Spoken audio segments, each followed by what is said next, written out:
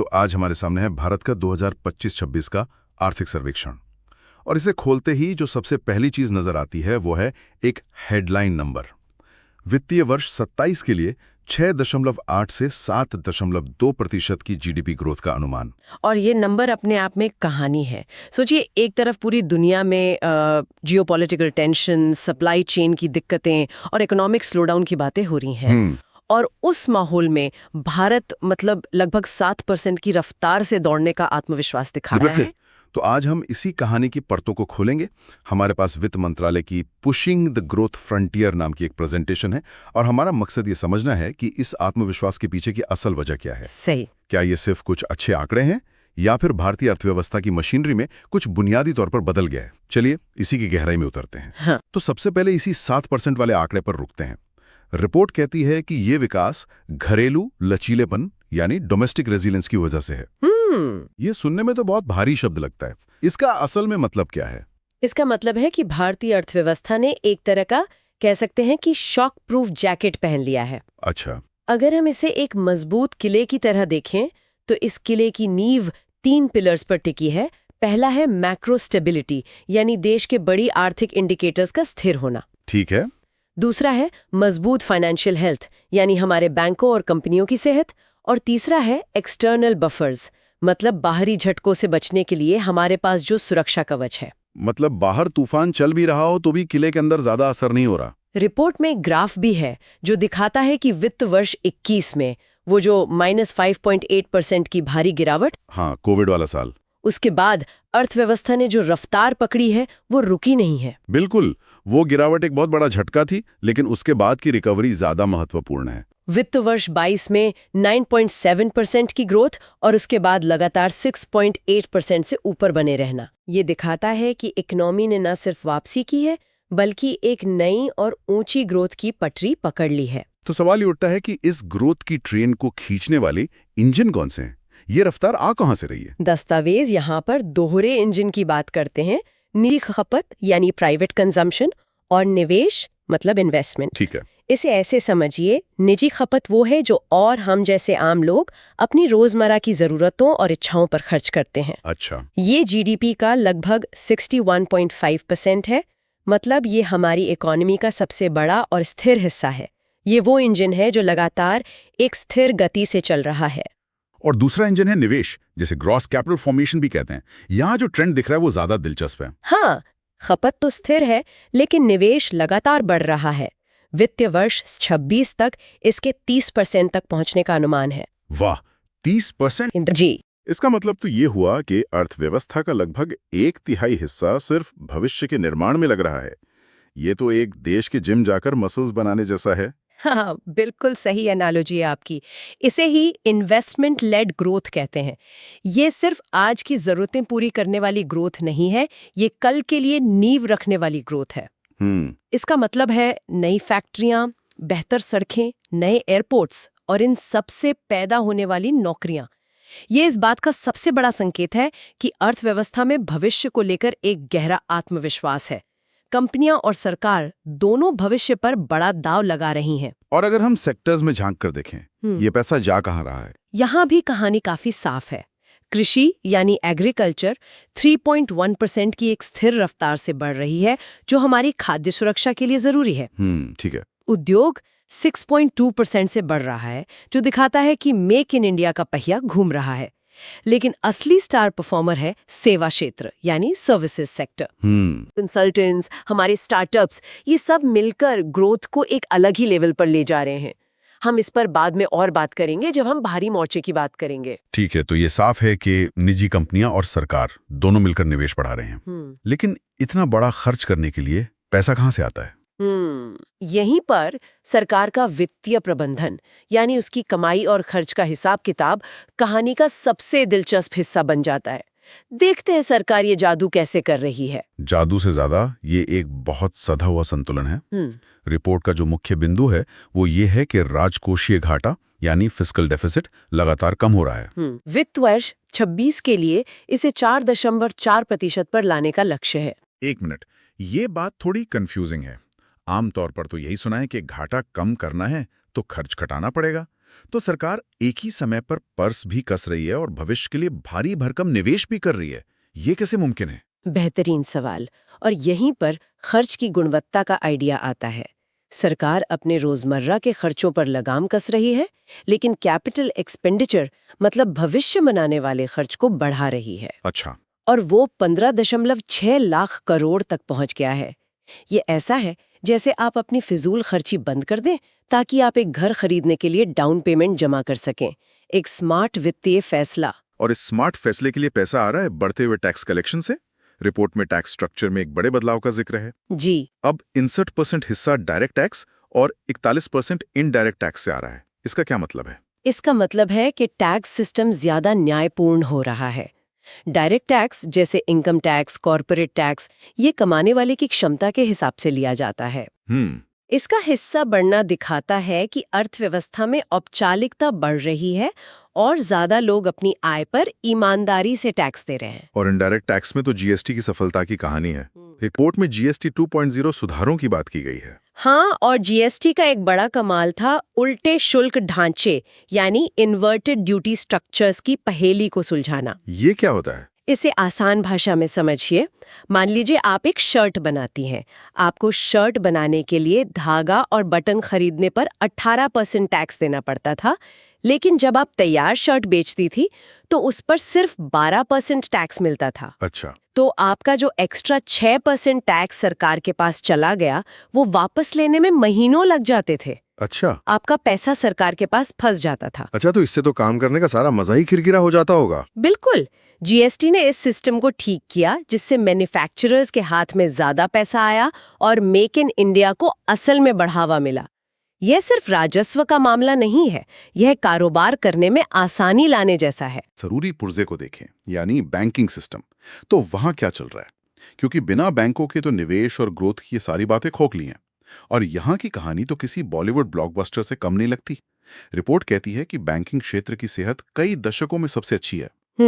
Gross non performing assets यानी GNPA का आंकड़ा दिया गया है। मार्च 2018 में ये 11.2% था। इसे जरा समझते हैं।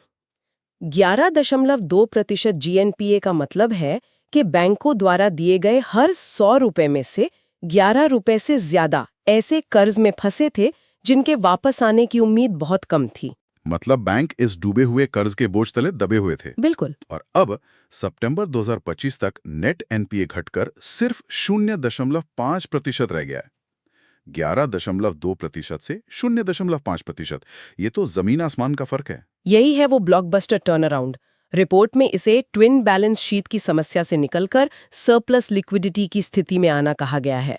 और आसान शब्दों में कहें तो जो बैंक पहले अपनी बैलेंस शीट साफ करने में लगे थे, अब उनके पास पैसा है और वो खुलकर नए लोन देने के लिए तैयार हैं। ये अर्थव्यवस्था के लिए पेट्रोल की तरह है।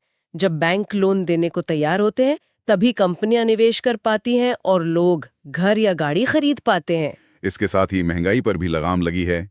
हेडलाइन मुद्रास्फीति 1.3% के निचले स्तर पर बताई गई है और कैपिटल मार्केट्स यानी शेयर बाजार भी गुलजार हैं। वित्त वर्ष 25 में 218.3 हजार करोड़ रुपए जुटाए गए। हाँ, मतलब पैसा हर तरफ से सिस्टम में आ रहा है। सही। और ये सब एक साथ मिलकर एक मजबूत वित्तीय प्रणाली का निर्माण करता है।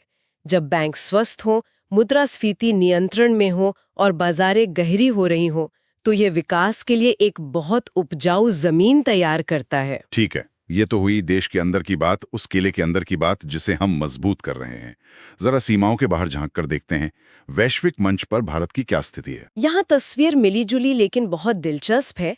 जब हम माल यानी सामान के व्यापार को देखते हैं, मर्चेंडाइज ट्रेड, तो वहाँ हमें घाटा है।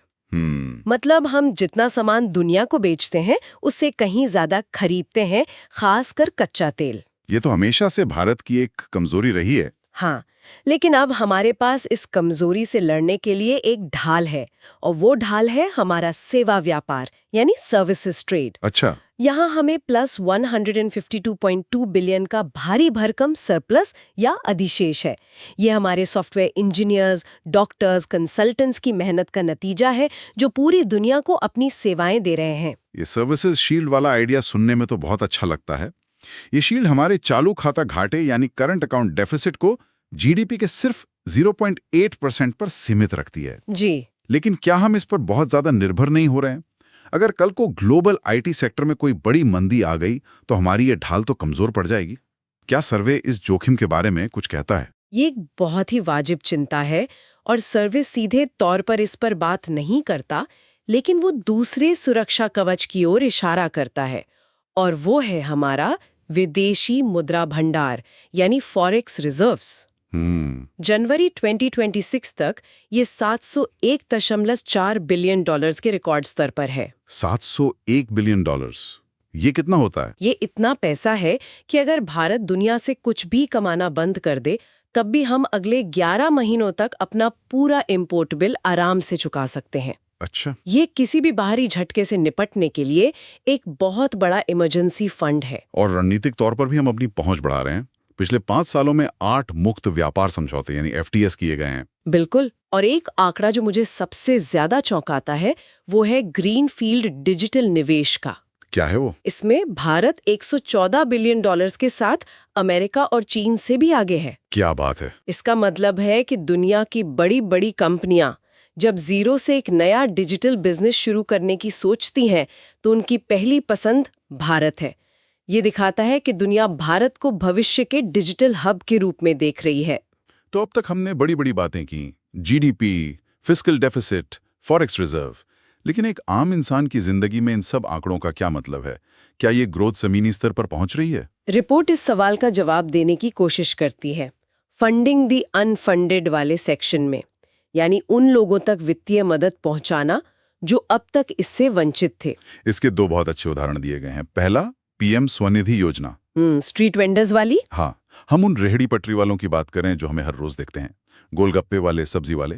इस योजना के बाद उनकी औसत व्यावसायिक आय में 20% की वृद्धि हुई है। 20%? ये किसी के लिए महीने का राशन या बच्चे की स्कूल की फीस हो सकती है। ये छोटे आंकड़े नहीं हैं, ये जिंदगियां बदलने वाले आंकड़े हैं। और दूसरा उदाहरण है PM मुद्रा योजना का। इसके तहत 36.18 लाख करोड़ के लोन बांटे गए। लेकिन सबसे जरूरी बात यह है कि इनमें से 69% लोन महिला उद्यमियों को मिले हैं। 69% महिलाओं को? ये तो सिर्फ एक आर्थिक आंकड़ा नहीं है, ये एक सामाजिक क्रांति की ओर इशारा कर रहा है। बिल्कुल। ये दिखाता है कि वित्तीय समावेशन सिर्फ बैंक खाते खोलने तक सीमित नहीं है, बल्कि इससे वास्तविक संपत्ति निर्माण और आय सृजन हो रहा है। जब एक महिला आर्थिक रूप से सशक्त होती है तो वो पूरे परिवार और समाज को सशक्त बनाती है। सही बात है। ये ग्रोथ को और ज्यादा समावेशी बनाने का एक तरीका है। और भविष्य के लिए भी बड़ी योजनाओं की तैयारी चल रही है।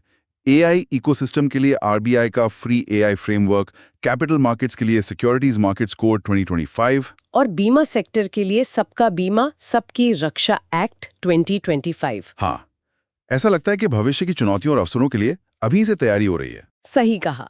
कुल मिलाकर संदेश ये है कि अर्थव्यवस्था महामारी से उबरने के दौर से निकल चुकी है और अब हम कंसोलिडेशन और कैपिटल एक्सपेंडिचर के रास्ते होते हुए विकास के एक ऐसे वर्चुअस साइकिल यानी अच्छे चक्र में प्रवेश कर चुके हैं, जहां लगातार वृद्धि और कम मुद्रास्फीति की उम्मीद की जा सकती है। ये रिकवरी से सस्टेन्ड ग्रोथ की ओर एक महत्वपूर्ण बदलाव है। तो आज की हमारी इस चर्चा से ये साफ है कि आर्थिक सर्वेक्षण एक मजबूत और आत्मविश्वासी भारत की तस्वीर पेश कर रहा है। एक ऐसा किला जिसकी नींव मजबूत है, जिसके अंदर के इंजन पूरी ताकत से चल रहे हैं, जिसका वित्तीय प्रबंधन स्मार्ट है और जिसके पास बाहरी तूफानों से बचने के लिए मजबूत दीवारें और ढाल भी हैं। बिल्कुल। और अगर हम इस पूरी तस्वीर को देखें तो एक दिलचस्प सवाल उभरता है जिस पर श्रोताओं को सोचना चाहिए। क्या है वो? ये सर्वे सेवा क्षेत्र, हमारी सर्विसेज शील्ड को अर्थव्यवस्था की एक बड़ी ताकत बताता है, लेकिन हम एक ऐसी दुनिया की दहलीज पर खड़े हैं जहां AI और ऑटोमेशन जैसी तकनीकें वैश्विक सेवा उद्योग को पूरी तरह से बदलने की क्षमता रखती हैं। सही बात है। तो सोचने वाला सवाल ये है कि भविष्य में क्या ये ढाल उतनी ही मजबूत रहेगी, और अगर नहीं तो भारत को अपनी वृद्धि की गति बनाए रखने के लिए किन नए क्षेत्रों को अपनी अगली ढाल के रूप में विकसित करना होगा? जैसे मैन्युफैक्चरिंग, ग्रीन एनर्जी या कुछ और? ये एक विचारणीय प्रश्न है।